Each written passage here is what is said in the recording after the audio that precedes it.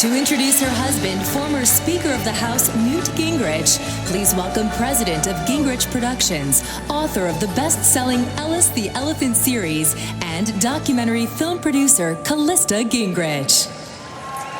Thank you. Thank you for that warm welcome.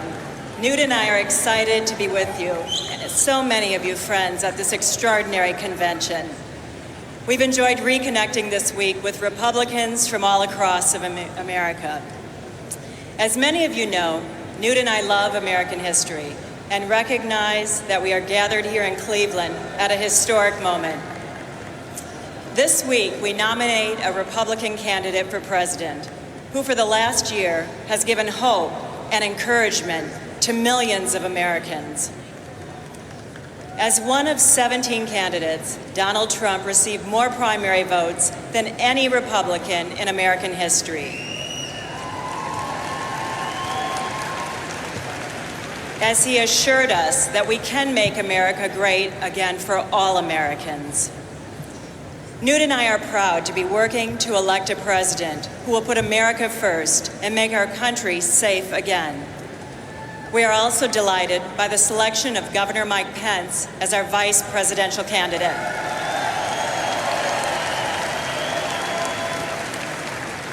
Newt and I have known Governor Pence since he first served in Congress in 2001, and we are confident that he will make an exceptional vice president.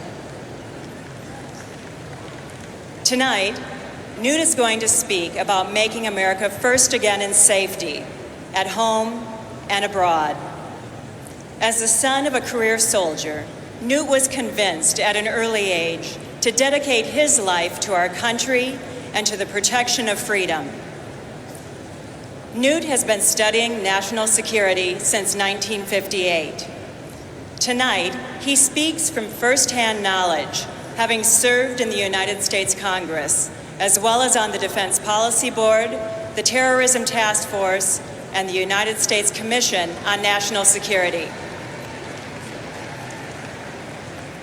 Newt has spent a lifetime fighting to put America first, to keep America safe, and to return power to the American people. Please welcome my husband and former Speaker of the House, Newt Gingrich.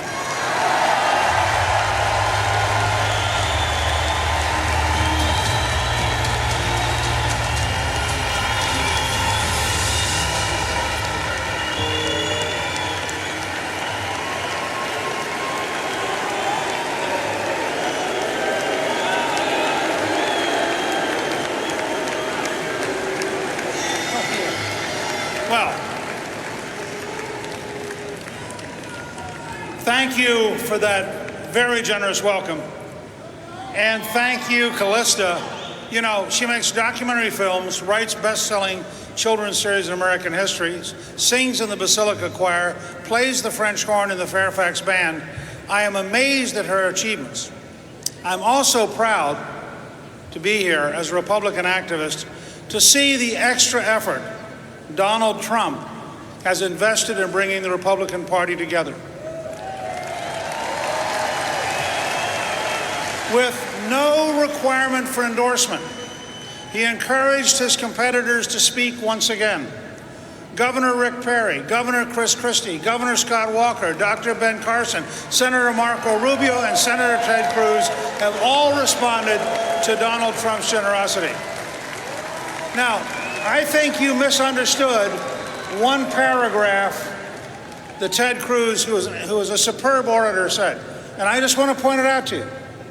Ted Cruz said, you can vote your conscience for anyone who will uphold the Constitution. In this election, there is only one candidate who will uphold the Constitution.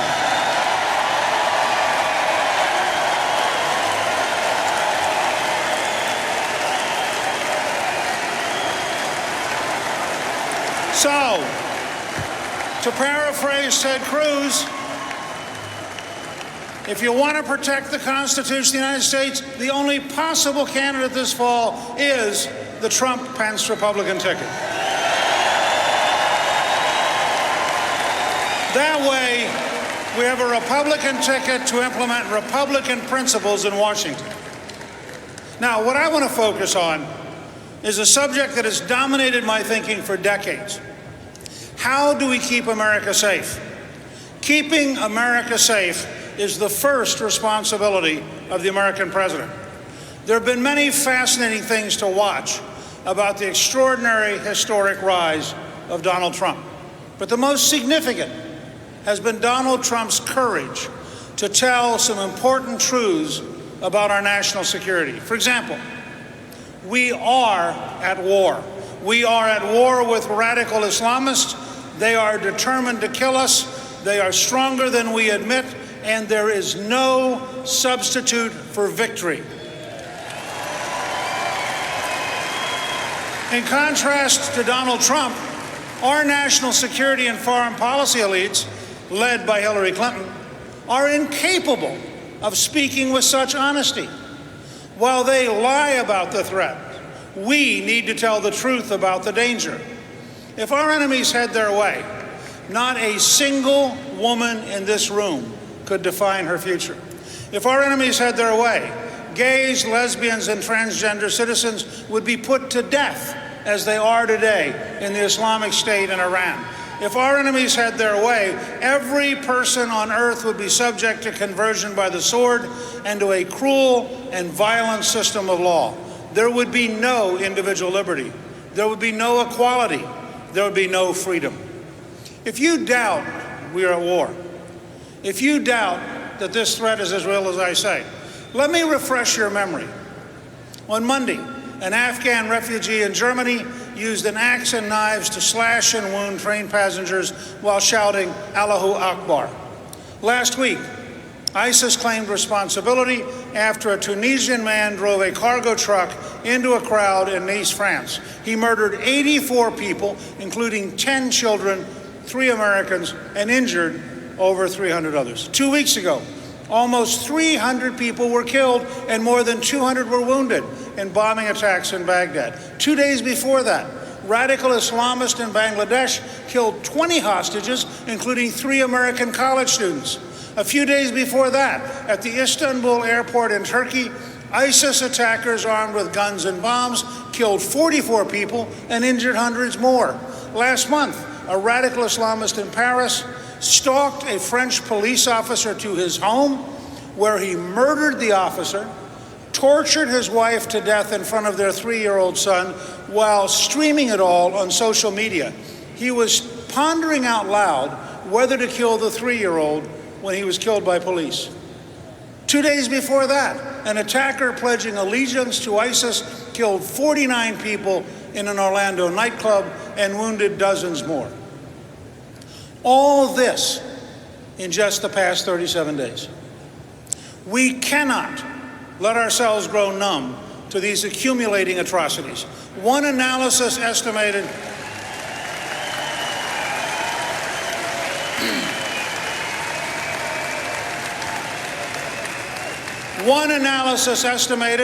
that since January of 2015, some 30,000 people have been killed at the hands of terrorists.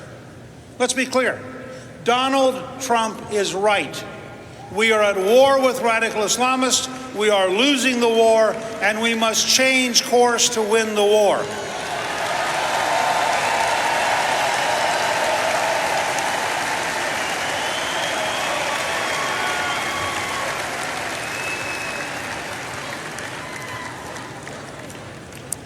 Let me be very clear, because I know the news media will do their best to distort this. We have nothing to fear from the vast majority of Muslims in the United States or around the world. The vast majority are peaceful. They are often the victims themselves. They are people we'd be happy to have as our friends and neighbors. The challenge is when even a small percentage of 1,600,000,000 people support violence against those who disagree with them. That is still a giant recruiting base. For example, Pew Research finds that only 9% of Muslims in Pakistan view ISIS favorably. Unfortunately, 9% is 16 million people. And that's just one country. So the truth is, although we are losing the war with radical Islamists, we have been very lucky. The danger we face is much worse than the horrors that happened in Germany on New Year's Eve when 1,200 women were assaulted. It's worse than what's happening in France, where there are stabbings of Jews in the streets, and the nation's security chief warned recently that Europe is, quote, on the brink of civil war. It's worse than what's happening in Israel, where average citizens fear for their lives whenever they leave their homes. The danger is even worse than September 11th, when 19 hijackers murdered almost 3,000 Americans. The worst-case scenario is losing an American city to terrorists armed with weapons of mass destruction. Instead of losing 3,000 people in one morning, we could lose more than 300,000. Instead of losing 2 great buildings, we could lose block after block after block to a nuclear event. That's not just my view. Back in January of 2001, the Hart-Rudman Commission warned the terrorists, quote, will acquire weapons of mass destruction and some will use them. Americans will likely die on American soil, possibly in large numbers, close quote. 15 years later, the dangers are even greater. In a world where Pakistan has nuclear weapons, where North Korea has nuclear weapons, and where Iran, the world's leading state sponsor of terrorism, is close to having nuclear weapons, this, a catastrophic attack on innocent Americans, is a very real threat. Which brings us to the heart of the matter. We are sleepwalking through history as though this is all about politics. It is not. It is about our safety and our survival as a country. We cannot keep in place the people and the systems that have brought us to this point and that lie to us every single day about the threat. That is why every American should be terrified at the prospect of a Hillary Clinton presidency. Hillary Clinton has been right at the center of this dishonesty. We know this administration and its allies lied to us about the Iran nuclear deal. We know it because they openly bragged about it to the New York Times. We know that Hillary Clinton lied to us knowingly about the terror attack on our Benghazi consulate. We know that Hillary Clinton and President Obama lie to the American people when they say they can safely screen the Syrian refugees. They cannot. And yet, Hillary wants to increase the number by 500%. So when you hear about Hillary's dishonesty, of the emails, or taking millions from the Saudis and other Middle Eastern dictatorships, remember, this is not about politics. The cost of Hillary's dishonesty could be the loss of America as we know it.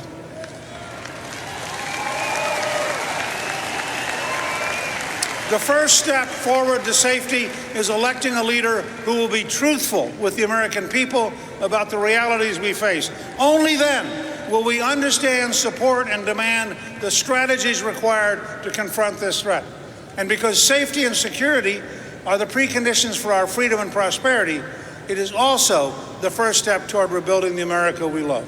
Donald Trump understands this. And that's why he will rebuild our military, because he knows that a strong military is the best way to ensure peace. Donald Trump will secure our borders, because there is no such thing as a nation without a border. Donald Trump will enforce our immigration laws. He will end the policy of deliberate non-enforcement and will end the abuse of our visa programs to protect American workers and their wages. Donald Trump will take care of our veterans by holding bureaucrats at the Veterans Administration accountable. He will fire those responsible for the waiting list and will give veterans more choices about their care. With Donald Trump's leadership, no bureaucrat will get between a veteran and their doctor.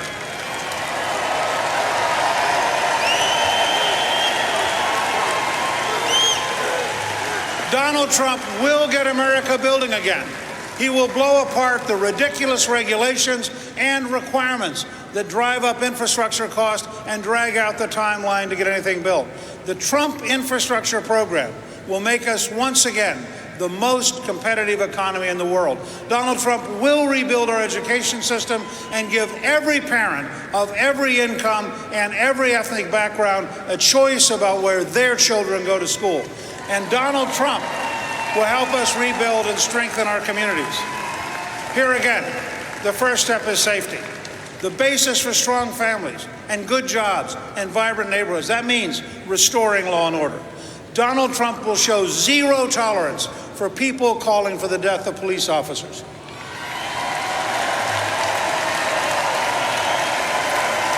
Think about this. If anyone publicly threatens the life of the President of the United States, the Secret Service is on them in an instant. Our law enforcement officers deserve the same respect as the President of the United States.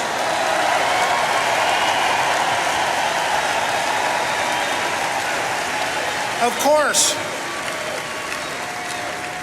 course, if individual officers are found to have violated someone's rights, they must be held accountable under the law. America is based on the rule of law. We are one nation under God, indivisible, liberty, and justice for all. That is what has allowed us to absorb more people from more backgrounds than any nation in history. Nobody is above the law, and nobody's too small to deserve its protection. Donald Trump won our party's nomination because he is willing to tell the truth about the things that matter. He has a great running mate in Mike Pence. They will put our safety first, and they will defend America first. We can be proud to stand with them. So tonight, the challenge for everyone in this hall and everyone, Republican, Democrat, or Independent, who's watching at home and knows we cannot continue on our current course, is to rise above our factions, excuse me, and rise above the politics we've inherited, to ignore the lies of the news media and the old order, to reject the suicidal dishonesty of Hillary Clinton and her establishment allies, and to stand with Donald Trump and Mike Pence for what we know is true. We can make America safe again. We can make America work again. We can make America first again. And together, we can make America great again for all Americans. Thank you, and God bless the United States of America.